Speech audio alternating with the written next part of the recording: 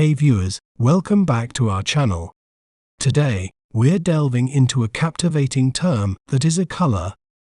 A natural example of this color can be seen in the petals of flowers. It's a shade of purple. This color is typically produced by combining blue and red, resulting in a rich, deep hue. Let's learn how to pronounce it correctly.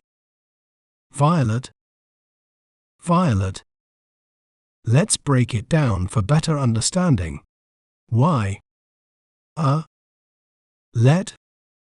Violet.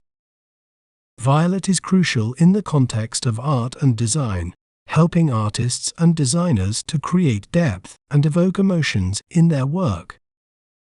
It's also important in botany, as many flowers, such as violets and lavender, exhibit this beautiful color. If you enjoyed learning about violet, be sure to subscribe to our channel for more educational content. Thanks for watching. Remember, knowledge is power. See you next time.